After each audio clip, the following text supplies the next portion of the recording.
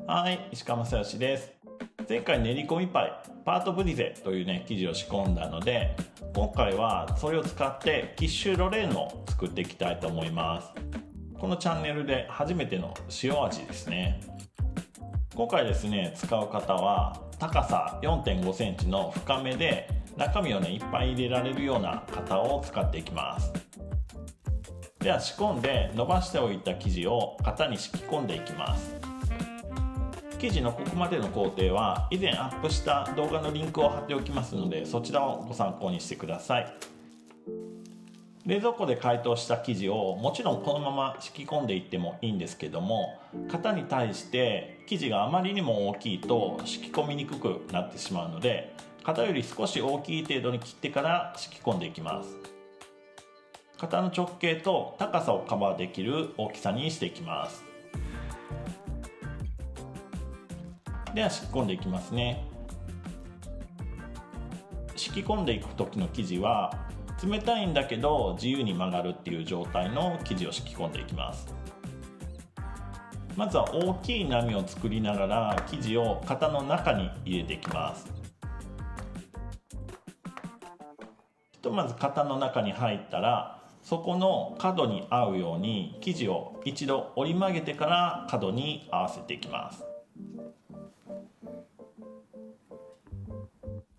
では次に側面に生地を沿わせていくんですけども、高さの高い方は側面の生地がシワになりやすいので、シワにならないようにそのシワになるうねりの部分を上に余った生地に逃がしながら軽く側面に貼り付けていきます。でこの時に1周目ではまだ側面にねしっかりと生地を貼り付けてないんですよね。で1周して生地がシワにならないように配置できていることを確認してからしっかりと側面に貼り付けて、側面のなみなみに合わせていきます。側面がきれいに敷けたら上に余っている生地を落とします。で最後に生地の高さを揃えていきます。生地の中には液体を注ぐので、一番生地が低いところが液体を入れる最大量になってしまいます。なので低いところがねないようにしていきます。では敷けたら冷蔵庫で1時間以上休ませて、焼いた時に縮まないようにしていきます。生地を冷やしている間に中身の準備をしていきましょう。ほうれん草を長さ 4,5 センチ程度に切っていきます。で次に玉ねぎは薄切りにしていきます。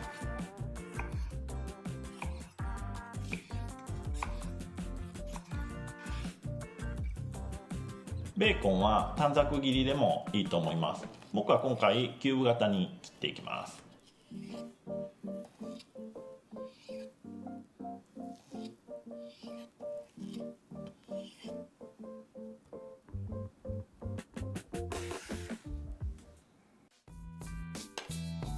ではオリーブオイルをフライパンに敷いて、まずはベーコンを炒めていきます。中火程度で炒めて美味しそうな焼き色がついてくればいいです。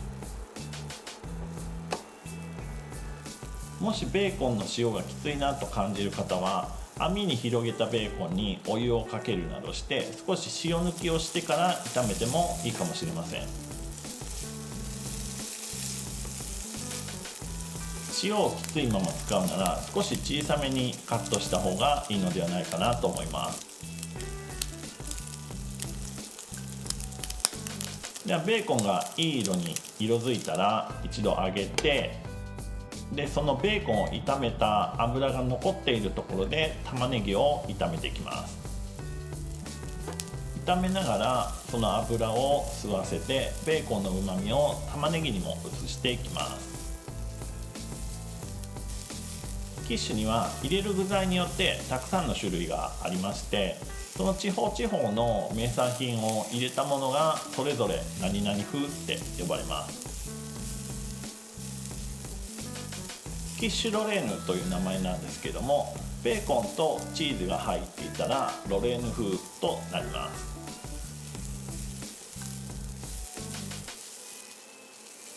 玉ねぎに少し透明感が出てしんなりしてきたら、玉ねぎに軽く塩をしてほうれん草を加えていきます。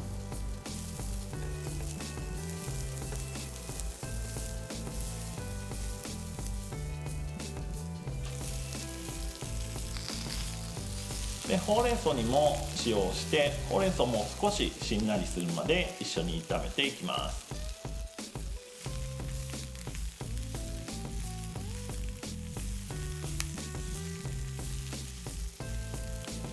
こんな感じまでですね。ではこれを一度バットなどに移して冷ましておきます。では中に注ぐ卵液アパレイユを作っていきます。まずは卵を割ってほぐしていきます。プリンの時にも言ったんですけども、ここでねしっかりと卵のコシを切ってあげることが出来上がりの滑らかさにつながるので、サラサラな状態になるまでほぐしていきます。アパレイユというのはフランス語なんですけども、2種類以上の材料を混ぜ合わせた液体のことを言います。でお菓子だったり料理だったりいろんな場面で出てくるので、覚えておくといいかなと思います。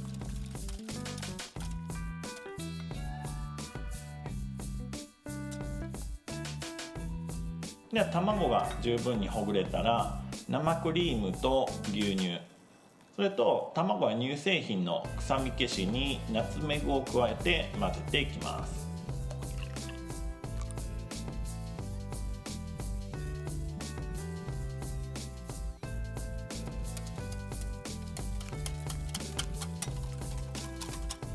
あとはこの液体に塩で味付けをしていきます。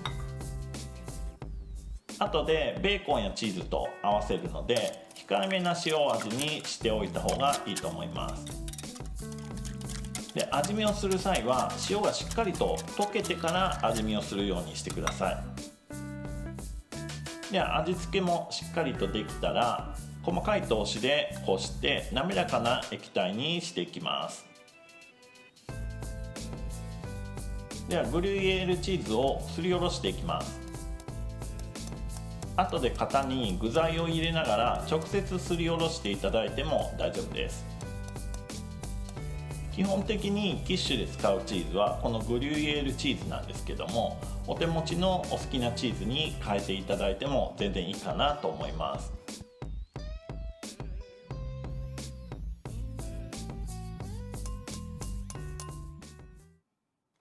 では十分に休ませた生地を空焼きしていきます。では型に敷く紙を切っていくんですけども、紙をどんどんと半分に折っていって、型の半径と側面の高さをカバーできる長さでカットしていきます。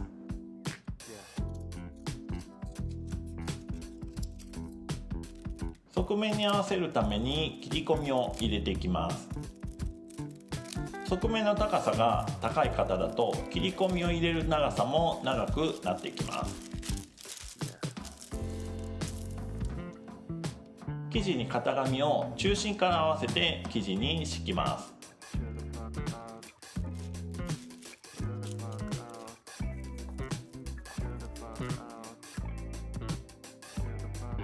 でその後重しを乗せていきます。もし重しが満タンにならない場合でも、真ん中は多少へこませていいので、側面の高さまで重しを入れていくようにしていきます。ではまずは生地だけで空焼きしていきます。170度で50分焼いていきます。途中で触る必要はないので、しっかりと焼き切っていきます。今回は生地に膨らみ防止の穴を開けずに焼いているんですけども、次の作業で液体が入るので穴から漏れるっていうリスクを取らないために穴を開けずに焼いています。で焼き色の見方としては、縁に見えている生地を見ていきます。底、側面、縁と生地があって、一番色づくところが縁の生地です。で一番色づかないのが底の生地です。なので底や側面の色づきは縁の色より薄いと考えていただいて大丈夫です。それを目安にして縁にしっかりと色がついたことを確認してオーブンから取り出します。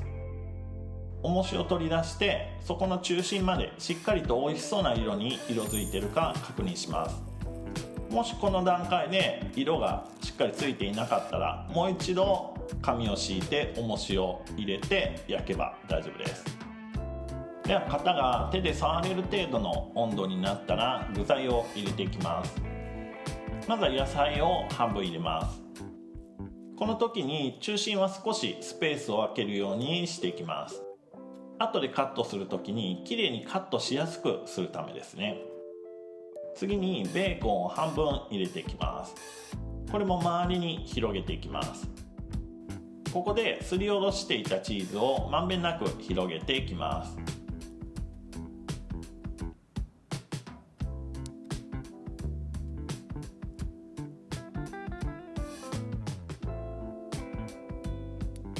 でもう一段野菜とベーコンの残りを広げてからアパレイユを注いでいきます。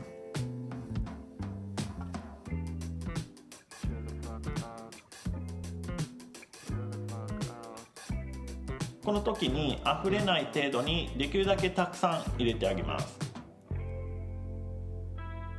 で最後に残りのチーズを一面に広げてあげたらオーブンに入れて調整していきます。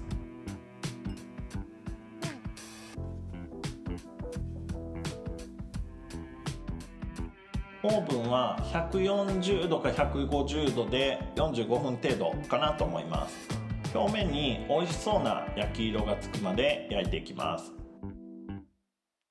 焼けてくると周りからアパレイユが膨らんできます。で中心までしっかりと膨らんでしまうとそれは焼きすぎなのでそれまでにはオーブンから出すようにしてください。美味しそうに焼けましたがすぐに食べたい気持ちを抑えて翌日まで冷蔵庫で冷やしてから食べていこうと思います。もちろんね焼きたてを食べていただいてもいいんですけども綺麗にカットしにくいんですよね。もし焼きたてを食べたいんであれば小さい型にしてあげて1個1人前ずつとしてね作るなら焼きたてをそのまま提供してもいいんじゃないかなと思います。はい、翌日です。では型から外していきます。型に生地がひっついているようならガスコンロなどでもいいので一瞬型の外側から型が少しあったかくなるまで温めてひっついているところの油分を溶かしてあげて剥がれるようにしていきます。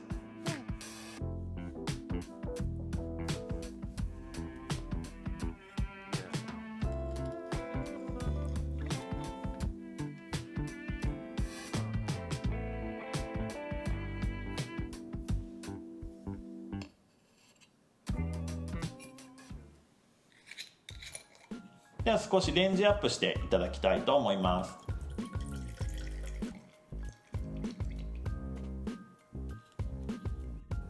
はい、ではいただきます。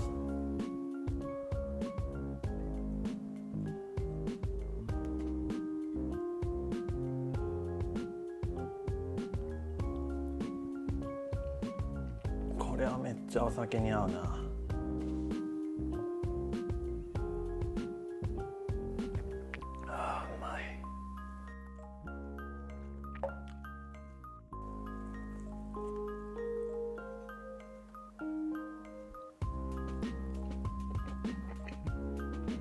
あらかじめこの生地を空焼きで全部焼き切ってしまう。その後にこの卵液アパレイユを入れてで焼くっていうことですごくねここの生地の部分がねすごいサクサクなんですよね。サクサクが卵液のとろっとした食感に合わさってこれはねすごいほんといい。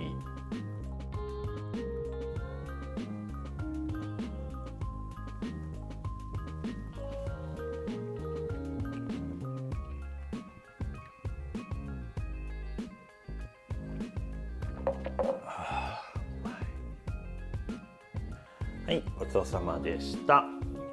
ちょっとね生地を作るのは少し手間かもしれないですけどもこの出来上がりの具合を見ていただければね、やった甲斐はありますんでね、是非作ってみてください。ではまた次の動画でお会いしましょう。石川正義でした。バイバーイ。